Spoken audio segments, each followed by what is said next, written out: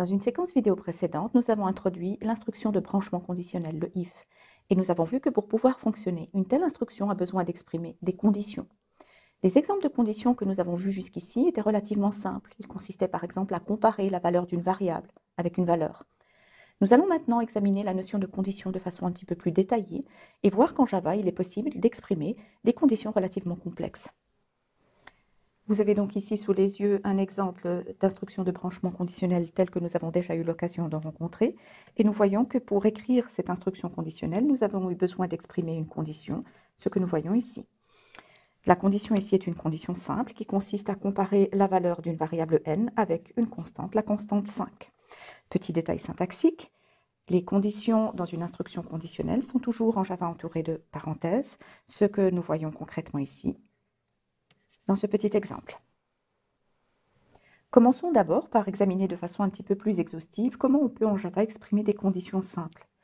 La vocation d'une condition simple est de comparer deux expressions, et pour cela, nous allons utiliser des opérateurs de comparaison. Nous avons déjà eu l'occasion d'en rencontrer à plusieurs reprises dans des exemples, comme inférieur ou supérieur. Java offre en fait toute une palette d'opérateurs de comparaison prédéfinis. Par exemple, l'opérateur inférieur permet de comparer si la valeur d'une entité est inférieure à la valeur d'une autre entité.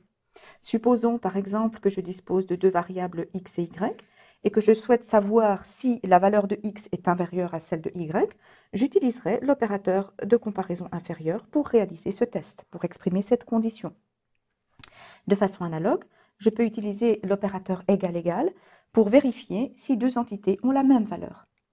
Par exemple, à nouveau, si j'ai deux variables x et y, si je veux tester que la valeur de x est la même que la valeur de y, j'utiliserai égal-égal et j'exprimerai ma condition de cette façon. De façon analogue, nous disposons des tenants supérieur ou égal, inférieur ou égal ou différents.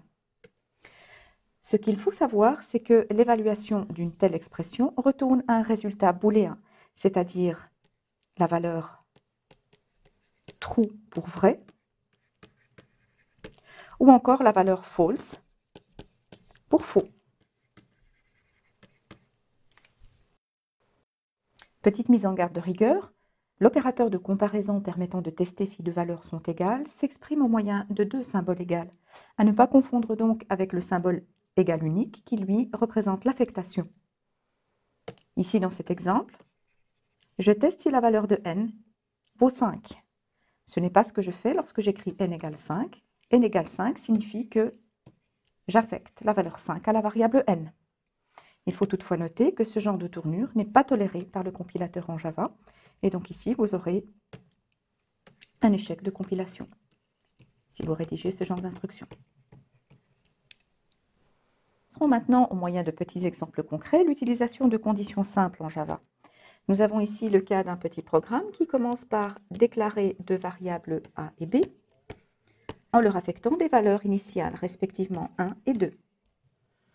Nous souhaitons maintenant comparer les valeurs de a et b pour savoir si elles sont égales. Et pour cela, nous allons utiliser une condition simple qui utilise l'opérateur de comparaison égal-égal. Ici, les valeurs de a et b sont différentes, ce qui aura pour conséquence que l'évaluation de cette expression retournera false. Nous allons donc brancher sur la partie else de l'instruction conditionnelle et donc exécuter cette instruction, ce qui aura pour conséquence d'afficher le message K2, ce que nous voyons ici. Nous continuons ensuite l'exécution en séquence et nous souhaitons maintenant comparer la valeur de 2 fois A avec la valeur de B. Notons au passage qu'au moyen de conditions simples, nous pouvons comparer non seulement les valeurs de deux variables, comme c'est le cas ici, mais également les valeurs de deux expressions de façon plus générale. Si j'évalue 2 fois 1, j'obtiens évidemment la valeur 2. La valeur 2 qui est évidemment égale à la valeur de B. Par conséquent, l'évaluation de cette expression retournera true. Cette instruction, l'instruction qui suit, va donc être exécutée. Et nous aurons donc l'affichage de B est égal au double de A. Notez qu'ici, nous avons affaire à une expression qui est relativement simple. Lorsque les expressions se complexifient, pour formuler les conditions, il est recommandé de parenthéser les termes des expressions pour les rendre plus lisibles. Par exemple, ici, nous aurions pu commencer à le faire en ajoutant une paire de parenthèses autour de ce terme. Variante de la situation précédente, nous voulons maintenant comparer les valeurs de A et B pour savoir si A est différent de B. Comme c'est le cas, l'évaluation de cette expression va retourner true. Nous allons donc brancher sur la partie positive du if, la partie vraie, et afficher K2. Si l'on continue en séquence, nous voulons également maintenant comparer la valeur de 2A avec celle de B pour savoir si 2 fois A est différent de B. Ça n'est pas le cas. Donc l'évaluation de cette expression va retourner false. Par conséquent, nous allons brancher l'exécution après l'instruction if puisqu'il n'y a pas de bloc else et donc rien ne s'affiche. Nous venons donc de voir comment il est possible d'exprimer en Java des conditions simples en utilisant des opérateurs de comparaison. En pratique, il est souvent nécessaire de formuler des conditions plus complexes et donc de combiner des conditions simples. Ceci se fait au moyen d'opérateurs logiques.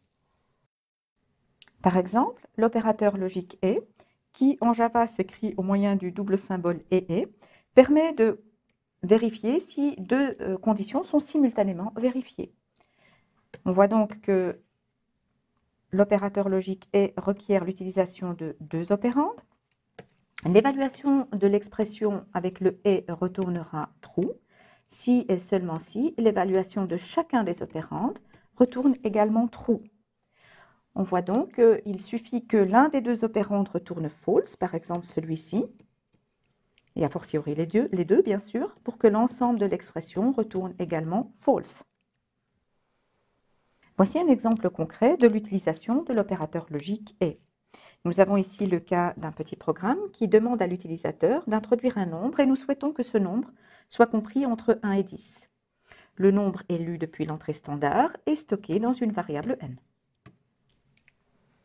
Nous souhaitons vérifier que le nombre introduit par l'utilisateur est bel et bien conforme à nos attentes, c'est-à-dire que le nombre est compris entre 1 et 10.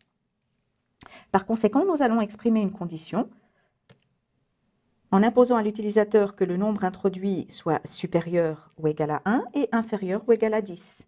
Comme ces deux conditions doivent toutes les deux être vérifiées, nous allons utiliser l'opérateur logique et. Supposons dans un premier temps que l'utilisateur introduise 0. Dans ce cas, l'évaluation du premier opérande va retourner false. Nous avons vu précédemment qu'il suffit que l'un des opérandes soit faux pour que l'ensemble de l'expression avec le connecteur logique et soit false. Par conséquent, nous allons brancher sur le bloc else de l'instruction conditionnelle et afficher incorrect pour signifier à l'utilisateur que le nombre introduit n'est pas conforme aux conditions attendues. Supposons maintenant que l'utilisateur introduise la valeur 5. Dans ce cas, l'évaluation de ce premier opérande va retourner true puisque 5 est bel et bien supérieur ou égal à 1. L'évaluation de ce second opérande retourne également true, puisque 5 est bel et bien inférieur ou égal à 10. Par conséquent, puisque les deux opérandes retournent true, l'ensemble de l'expression va également retourner true. Et dans ce cas-là, nous allons brancher sur le bloc positif, le bloc vrai de l'instruction conditionnelle, et afficher le message correct pour signifier à l'utilisateur que le nombre introduit est bel et bien conforme à nos attentes. Autre opérateur logique usuel, le OU, qui en Java s'exprime au moyen d'une double barre verticale. Comme pour l'opérateur logique et, cet opérateur OU attend deux opérandes qui sont des expressions logiques retournant true ou false. Pour que l'ensemble de l'expression retourne true, il suffit que l'un ou l'autre des opérandes retourne true, a fortiori les deux. Nous voyons que dans ce cas, pour que l'expression logique avec OU retourne false, il faut que les deux opérandes retournent false. Dans tous les autres cas, l'expression retournera true. Une petite illustration concrète de l'utilisation de l'opérateur logique OU maintenant. Donc, supposons ici que nous ayons un petit programme qui demande à l'utilisateur d'introduire deux valeurs et nous souhaitons que l'une ou l'autre au moins de ces valeurs soit positive. Les deux valeurs sont lues depuis l'entrée standard et stockées dans deux variables n et m. Nous souhaitons donc que l'une ou l'autre des valeurs introduites soit supérieure à 0. Nous allons donc exprimer une condition. Il nous suffit que soit m soit supérieur ou égal à 0, soit n soit supérieur ou égal à 0. Il suffit que l'une ou l'autre des conditions soit vérifiée, nous allons naturellement utiliser le connecteur logique OU. Supposons que l'utilisateur introduise les valeurs -1 et 1. L'évaluation de ce premier opérande va retourner true puisque la valeur 1 est bel et bien supérieure ou égale à 0. Et nous avons vu qu'il suffit que l'un ou l'autre des opérandes soit true pour que l'ensemble de l'expression soit true aussi. Par conséquent, nous allons ici brancher sur le bloc positif vrai de l'instruction if et indiquer à l'utilisateur par un message qu'effectivement, au moins une des valeurs introduites est positive. Supposons maintenant que l'utilisateur ait introduit les valeurs -1 et -1, donc deux valeurs négatives. Dans ce cas, l'évaluation de cet opérande va retourner évidemment false. L'évaluation de ce second opérande retourne aussi false. Et dans ce cas, nous sommes dans la situation où l'évaluation de l'expression globale retourne false, puisque les deux opérandes valent false. Dans ce cas particulier, nous allons brancher sur le bloc else de l'instruction conditionnelle et signifier à l'utilisateur par un message qu'aucune des deux valeurs introduites n'est positive. Dernier opérateur logique usuel, le non logique, la négation, qui en Java s'exprime au moyen du point d'exclamation. Contrairement aux deux opérateurs que nous venons de voir, l'opérateur non, la négation, est un opérateur unaire, c'est-à-dire qu'il n'attend qu'un seul opérande. Il a pour vocation de retourner la négation de la valeur de cet opérande. Par exemple, supposons que l'évaluation de cet opérande retourne false, ce qui signifie ici concrètement que A serait supérieur ou égal à B. La négation de la valeur false va être true.